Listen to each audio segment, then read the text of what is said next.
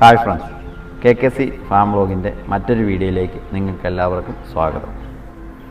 ഇപ്പോൾ നമ്മൾ കണ്ടുകൊണ്ടിരിക്കുന്നത് റേസിംഗ് ഹോമറിൻ്റെ 5 ദിവസം പ്രായമായ ഒരു കുഞ്ഞാണ്.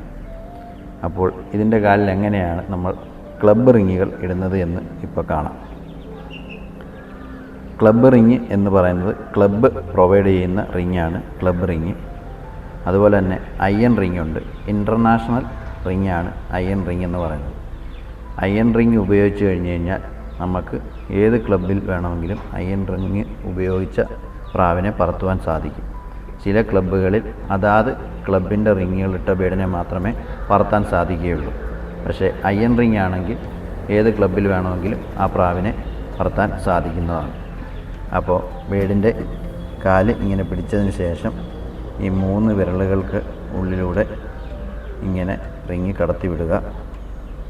ബാക്കിലത്തെ ആ ഒരു വിരൽ ഇതുപോലൊരു തൂവലെടുത്ത ശേഷം ഇങ്ങനെ എടുത്ത് പുറമോട്ട് പിടിച്ചാൽ അവിടെ ലോക്കായി അവിടെ ഇരിക്കും.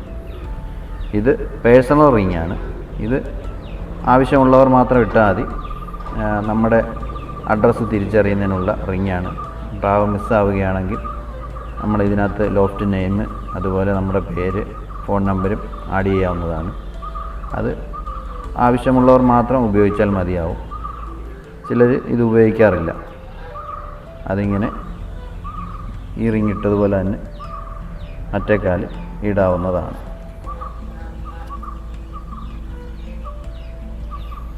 അപ്പോൾ ഈ പ്രാവിന് നമ്മൾ റിങ് ഇട്ട് കഴിഞ്ഞു. ഒരാഴ്ച കൂടി കഴിഞ്ഞ് കഴിഞ്ഞാൽ റിങ് ഇതിൻ്റെ കാലിൽ കയറുകയില്ല. അതായത് അത്രയും വലിപ്പം മാത്രമേ ഈ റിങ്ങിനുള്ളൂ. ക്ലബ്ബ് റിങ്ങോ അയൺ റിങ്ങോ ഇല്ലാത്ത ബേഡുകളെ ക്ലബ്ബിൽ റേസിന് പാർട്ടിസിപ്പേറ്റ് ചെയ്യാൻ കഴിയുകയില്ല.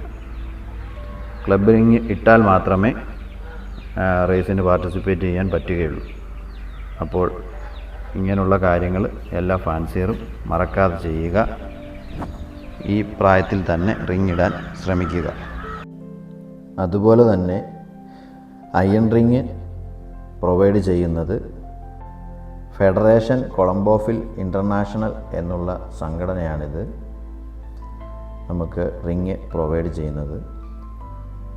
റേസിംഗ് നിയമങ്ങൾ പാലിക്കുന്ന ലോകമെമ്പാടുമുള്ള ഫെഡറേഷനുകൾ ചേർന്നുള്ള സംഘടനയാണ് ഫെഡറേഷൻ കൊളംബോഫിൽ ഇൻ്റർനാഷണൽ എന്ന് പറയുന്നത്. അപ്പോൾ ഇങ്ങനെയാണ് ക്ലബ് റിങ്ങുകളുടെ ഡീറ്റെയിൽസ്. അപ്പോൾ എങ്ങനെയാണ് ക്ലബ് റിങ്ങുകൾ നിങ്ങൾക്ക് ലഭിക്കുക എന്ന് നിങ്ങൾക്കൊരു ഡൗട്ട് ഉണ്ടാകാം. ക്ലബ് റിങ് നിങ്ങൾക്ക് ലഭിക്കണമെങ്കിൽ ഏതെങ്കിലും ഒരു രജിസ്ട്രേർഡ് ക്ലബ്ബിൽ നിങ്ങൾ അംഗങ്ങളായിരിക്കണം. അങ്ങനെ അംഗങ്ങളായിരുന്നാൽ മാത്രമായിരിക്കും നിങ്ങൾക്ക് ക്ലബ് റിങ്ങുകൾ ലഭിക്കുകയുള്ളൂ. എല്ലാ വർഷവും ക്ലബിൻ്റെ ഗ്രൂപ്പിൽ ക്ലബ് അഡ്മിന്മാർ റിങ്ങുകളുടെ ഓർഡർ എടുക്കുന്നതായിരിക്കും. അതേസമയം നിങ്ങൾക്ക് ആവശ്യമുള്ള റിങ്ങുകൾ ഓർഡർ ചെയ്യാവുന്നതാണ്. നവംബർ, ഡിസംബർ മാസങ്ങളിൽ ക്ലബ്ബുകൾ റിങ്ങുകൾ പ്രൊവൈഡ് ചെയ്യപ്പെടും.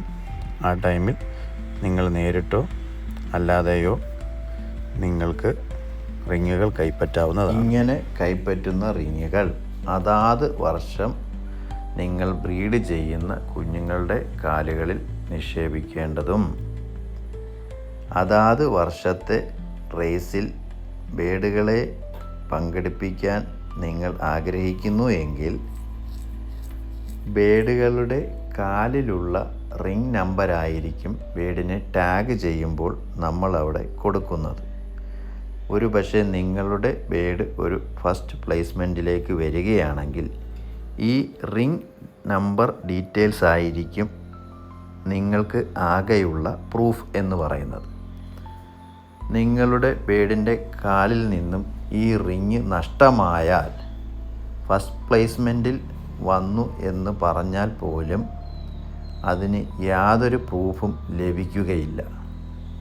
അപ്പോൾ നിങ്ങളുടെ ബേഡിൻ്റെ ഒരു ആധാർ കാർഡ് പോലെയാണ് ഈ റിങ്ങുകൾ.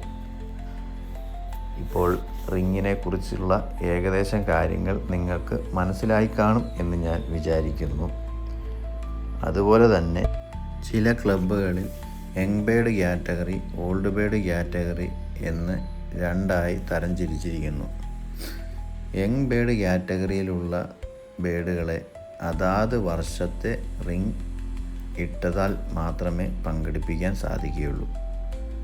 അപ്പോൾ ഓൾഡ് ബേർഡ് കാറ്റഗറി എന്ന് പറയുന്നത് മുൻ വർഷത്തെ റിങ്ങുകൾ ഇട്ട ബേർഡുകളെ ആയിരിക്കും പങ്കെടുപ്പിക്കുന്നത്.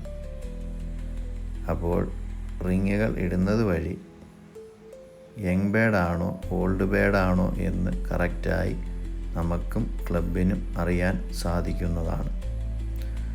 അപ്പോൾ റിങ്ങുകളുടെ സംശയങ്ങൾ എല്ലാവർക്കും തീർന്നു കാണും എന്ന് ഞാൻ വിശ്വസിക്കുന്നു. വീഡിയോ ഇഷ്ടമാവുകയാണെങ്കിൽ സപ്പോർട്ട് ചെയ്യുക. നന്ദി.